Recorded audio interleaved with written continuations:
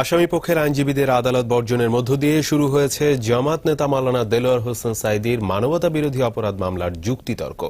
এদিকে সাঈদীর সাফাই সাক্ষী সুখরঞ্জন বালিকে ট্রাইব্যুনালের গেট থেকে গ্রেফতার করা হয়েছে বলে দাবি করেছেন তার আইনজীবীরা। প্রতিবাদে আদালত বর্জন করেন তারা। আরো জানাচ্ছেন আমিরুল মোমিনিন মানিক।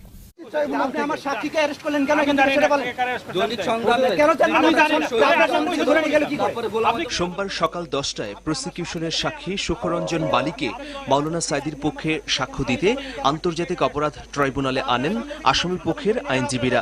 আদালতে প্রবেশের সময় প্রধান ফটকে ডিবি পুলিশ তাকে আটক করে বলে দাবি করেন সাক্ষীর সাথে থাকা আইনজীবীরা। এ ঘটনা ট্রাইব্যুনাল 1-এ জানানো হলে এ ব্যাপারে খোঁজ নিতে চিফ প্রসিকিউটরকে দায়িত্ব দেয় আদালত। 2 ঘণ্টা পর চিফ প্রসিকিউটর জানান ট্রাইব্যুনালের গেট থেকে কাউকে আটক করা হয়নি। এই বক্তব্যের পর আসামি পক্ষের আইনজীবীরা আদালত বর্জন করেন। দেশে আইনজীবী যারা আছেন তারা যখন স্পষ্টভাবে বলতেছেন অফিসার্স অফ দি কোর্ট যে আমাদের সম্মুখে থেকে ধরে নিয়ে গেছেন, আমরা বলেছিলাম রেজিস্ট্রারকে অর্ডার দেওয়া হোক এবং বলা হোক যে এইটার ইনকোয়ারি করে রিপোর্ট দেওয়া হোক। প্রকাশ্য দিবালোকে সকাল 10:15টার সময় ট্রাইব্যুনালের গেট থেকে লয়ারের গাড়ি থেকে সাক্ষীকে নিয়ে বেমালুম অস্বীকার করা হবে। যদি লয়ারকে নিয়ে তারা অস্বীকার করে, এটা বিচিত্র কিছুই না। প্রসিকিউটররা বললেন সুখরঞ্জন বালি প্রসিকিউশনের সাক্ষী, সুতরাং সাঈদীর পক্ষে আদালত চত্বরে উপস্থিত হতে পারেন না তিনি। রমনা এলাকার যতগুলো সিনিয়র পুলিশ কর্মকর্তা তাদের সকলকে পেয়েছিলাম। তারা যেটা বলেন যে এরকম কোনো ইনসিডেন্ট আমাদের নলেজে আমাদের সাক্ষাতে হয় নাই। সুখরঞ্জন বালির আসামি পক্ষের কোনো সাক্ষী না, সে কি করে তাদের সঙ্গে থাকে এটা আমাদের বোধগম্য নয়।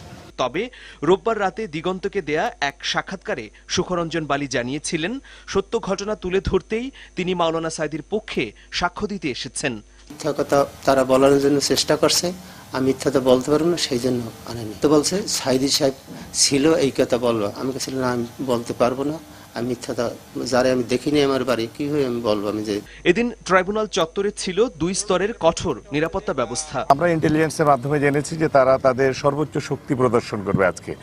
এটার মিনিং যেটা দ্বারায় একটা নৈরাজ্য সৃষ্টি হবে এবং যে কোনো জায়গাতে হতে পারে। তার মধ্যে গুরুত্বপূর্ণ যে সকল ভেন্যু আমরা মনে করেছি সেই জায়গাগুলো সিকিউরিটি টাইট করা হয়েছে।